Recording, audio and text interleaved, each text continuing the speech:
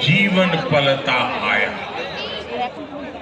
जिसके बल पर आदिम युग से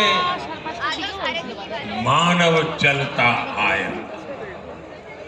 यह तेरी सभ्यता संस्कृति इस पर ही अवलंबित युगों युगों के चरण चिन्ह इसकी छाती पर अंकित।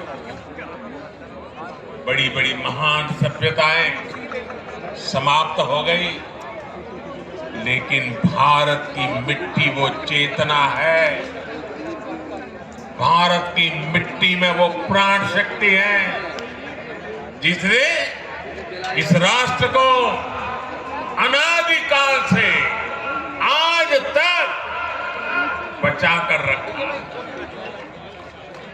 ये वो माटी है जो देश के कोने कोने से आत्मीयता और अध्यात्म हर प्रकार से हमारी आत्मा को जोड़ती है। इस मिट्टी की सौगंध खाकर हमारे वीरों ने आजादी की लड़ाई लड़ी। कितने ही किस्से इस मिट्टी से जुड़े हुए हैं। इसी माटी में 100 साल पहले एक छोटा सा बच्चा लकड़ियां बो रहा था, और जब उसके पिता ने पूछा कि क्या बो रहे हो, तो वो बोला कि बंदूकें बो रहा। पिता ने पूछा कि बंदूकों का क्या करोगे, तो बालक ने कहा अपने देश को आजाद कराऊंगा। उसी बालक ने बड़े होकर बलिदान की वो ऊंचाई हासिल की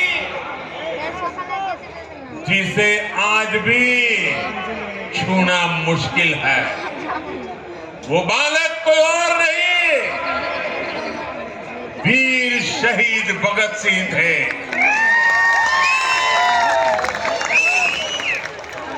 इसी माटी के लिए एक सेनानी ने कहा था, दिल से निकलेगी, न मरकर कभी वतन की उल्फत, मेरी मिट्टी से भी खुशबुए वफा आएगी। किसान हो, वीर जवान हो, किसका खून पसीना इसमें नहीं मिला है। इसी माटी के लिए कहा गया है, चंदन है इस देश की माटी, तपोभूमि हर ग्राम है। माटी स्वरूपा इस चंदन को अपने सिर माथे पर लगाने के लिए हम सब लालायित रहते हैं। हमारे मन मस्तिष्क में 24 घंटे यही चला करता है, जो माटी का कर्ज चुका दे, जो माटी का कर्ज चुका दे वही जिंदगानी है। जो माटी का कर्ज चुका दे वही जिंदगानी है। इसलिए ये जो अमृत कलश यहाँ आए हैं, इनके भीतर मिट्टी का हर कण अनमोल है। ये हमारे लिए सुदामा की पोटली में रखे चावलों की तरह है। जैसे पोटली के चावल की उस मुट्ठी में एक लोक की संपत्ति समाहित थी, वैसे ही इन हजारों अमृत कलशों में देश के हर परिवार के सपने, आकांक्षाएं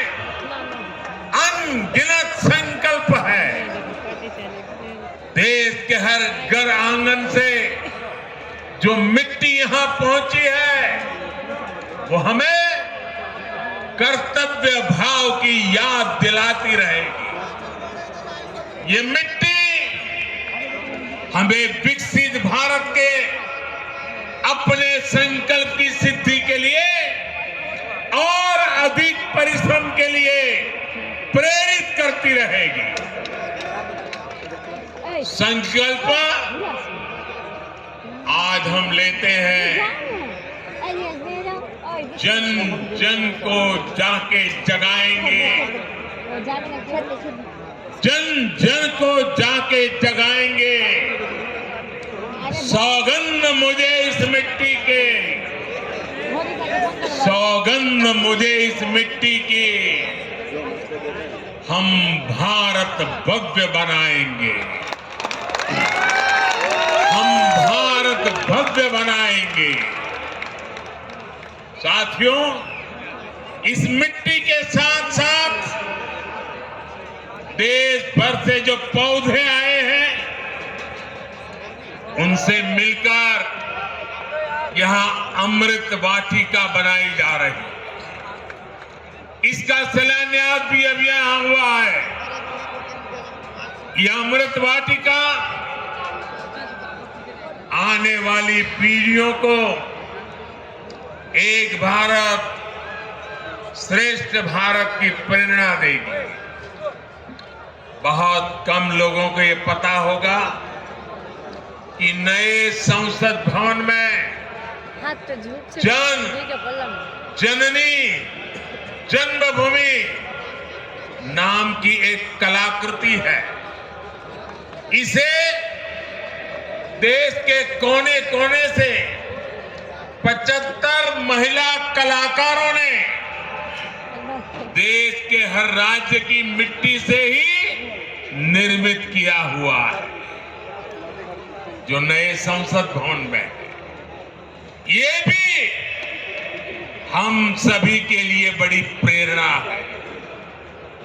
मेरे परिवारजनों, आजादी का अमृत महोत्सव करीब करीब 1000 दिन चला और इन 1000 दिनों ने सबसे बड़ा और सकारात्मक प्रभाव भारत की युवा पीढ़ी पर डाला। इसलिए युवा पीढ़ी को आजादी के मूल्य का एहसास कराया है। साथियों, आपकी तरह मैंने भी आज की पीढ़ी ने गुलामी नहीं देखी।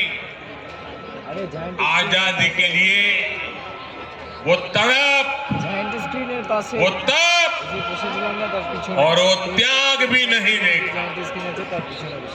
हम में से अनेक लोग तो आजादी के बाद ही पैदा हुए। मैं देश का पहला प्रधानमंत्री हूं जिसका जन्म आजादी के बाद हुआ। मुझे भी अमृत महोत्सव के दौरान बहुत सी नई जानकारियां मिली। कितने ही आदिवासी योद्धाओं के नाम इस दौरान सामने आए। पूरे देश को पता चला कि गुलामी के लंबे कालखंड में एक पल भी ऐसा नहीं था जब आजादी के आंदोलन न हुआ हो।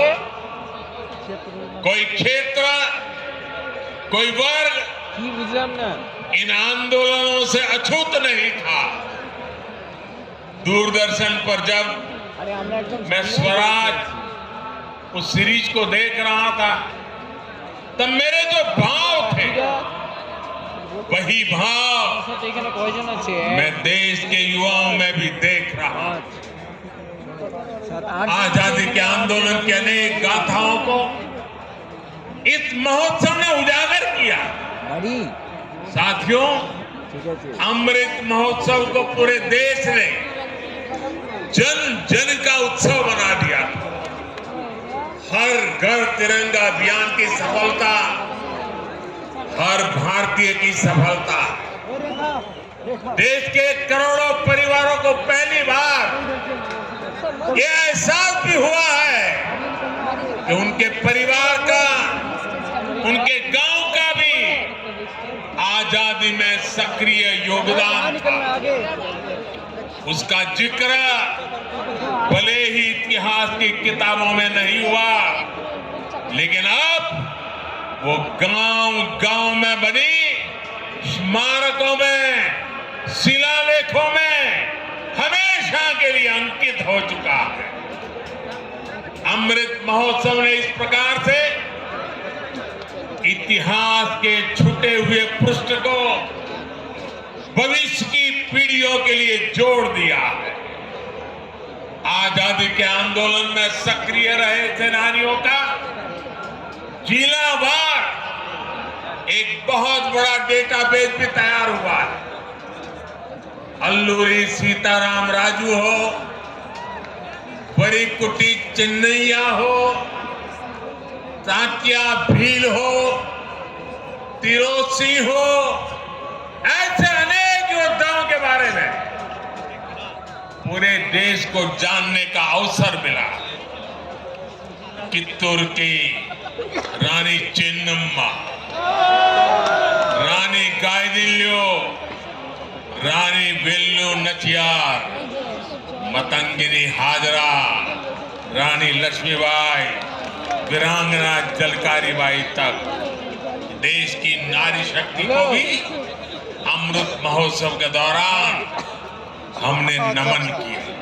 अरे सामने दिखे पूछे मेरे परिवारजनों, जब नियत नेक हो, राष्ट्र प्रथम की भावना सर्वोपरि हो, तो नतीजे भी उत्तम से उत्तम मिलते हैं।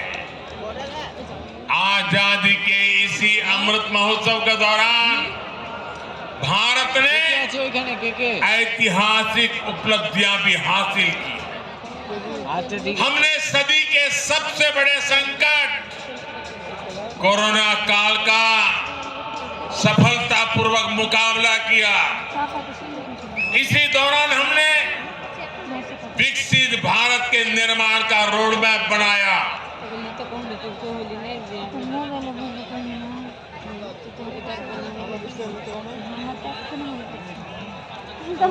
अमृत महोत्सव के दौरान ही भारत दुनिया की 5वीं बड़ी आर्थिक ताकत बना।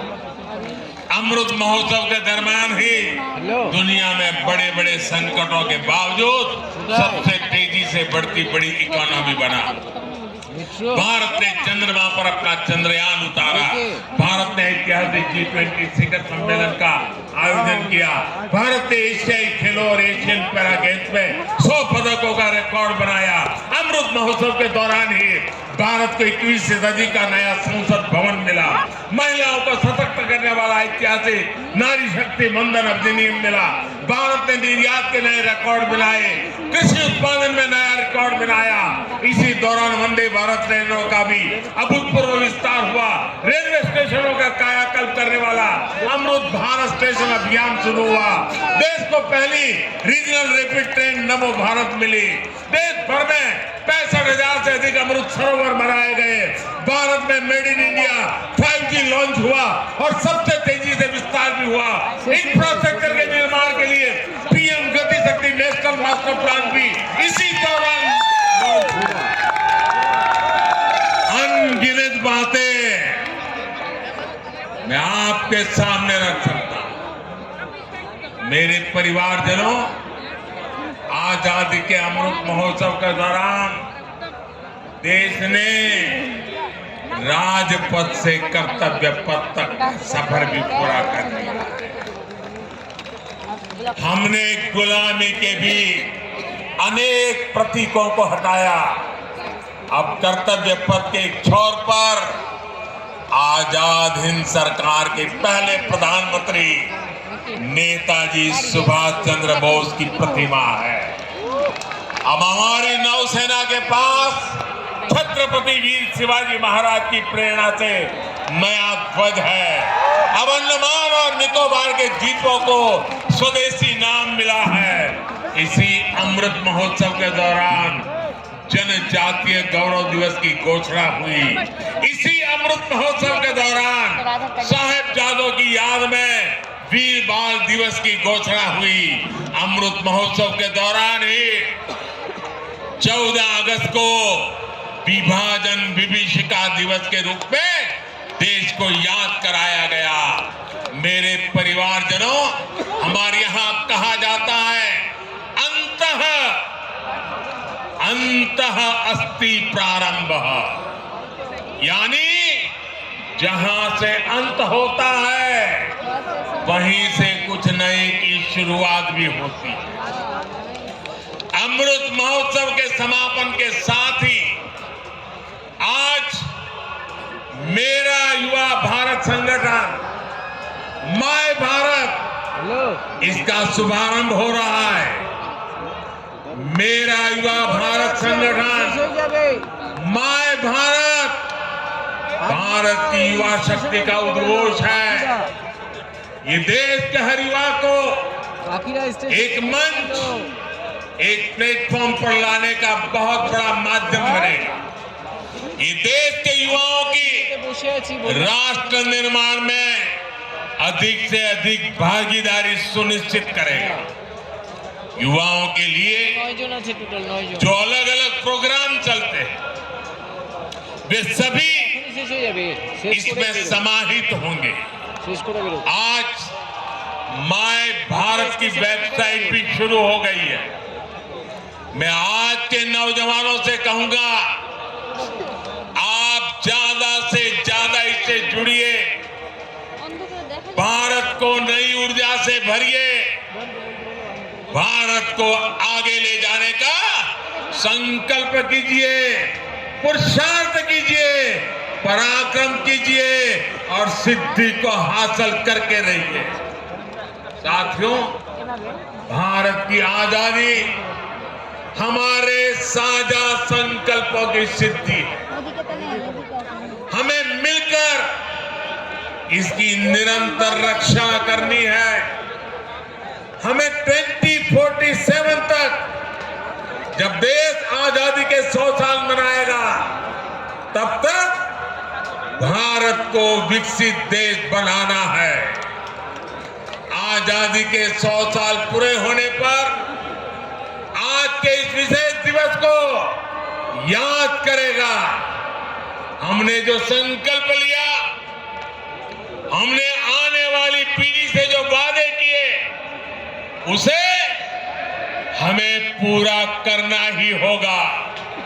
इसलिए हमें अपने प्रयास तेज करने हैं। विकसित देश का लक्ष्य हासिल करने के लिए हर भारतीय का योगदान अत्यंत महत्वपूर्ण है।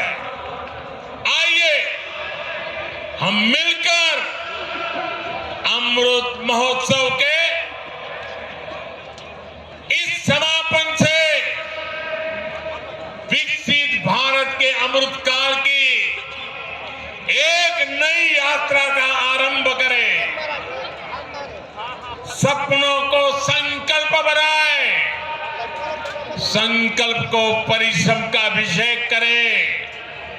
सिद्धि 2047 में प्राप्त कर करके ही रुकेंगे। आइए नौजवान, इसी संकल्प के साथ चल पड़े। मेरे साथ बोलिए। और आज ये माय भारत संगठन के प्रारंभ के आनंद में मैं आप सबसे कहता हूं, अपना मोबाइल फोन निकालिए, उसकी फ्लैश चालू कीजिए। चारों तरफ आजादी के अमृत महोत्सव का ये नया रंग भी, ये नया उमंग भी, ये नया अवसर भी। मेरे साथ बोलिए, भारत माता की, भारत माता की, भारत माता की। वंदे वंदे वंदे वंदे वंदे वंदे वंदे वंदे वंदे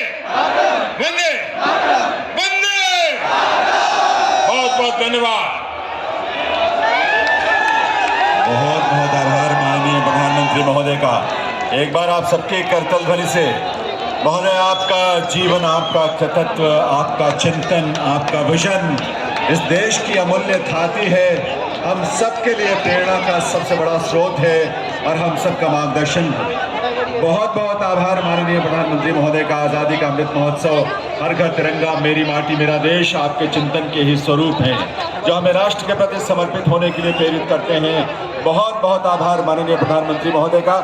नमन आप जैसी विभूति को। आभार माननीय श्री अमित शाह जी, केंद्रीय गृह एवं सहकारिता मंत्री, श्री जी किशन रेड्डी जी, केंद्रीय संस्कृति पर्यटन और डोनर मंत्री, श्री अनुराग सिंह ठाकुर जी, केंद्रीय खेल और युवा कार्य मंत्री, अर्जुन राम मेघवाल जी, केंद्रीय विधि एवं न्याय राज्य मंत्री, स्वतंत्र प्रभार और संस्कृति राज्य मंत्री, श्रीमती मीनाक्षी लेखी जी, संस्कृति और विदेश राज्य मंत्री, श्री निशित प्रामाणिक, गृह खेल और युवा कार्य राज्य मंत्री, इन सबका और सामने दर्शक दीर्घा में पधारे सभी माननीय मंत्रीगण, सांसदगण, भारत सरकार के सभी वरिष्ठ अधिकारी, राज्य सरकारों के सभी वरिष्ठ अधिकारी और आप सभी का, देश के कोने कोने से आए आप सभी युवाओं का, दोस्तों का भी आभार। लेकिन आपसे निवेदन अभी है कि आप अभी अपने स्थान पर ही रुकेंगे, क्योंकि एक बहुत सुंदर आकर्षण जो है वो आपके लिए आरंभ होगा।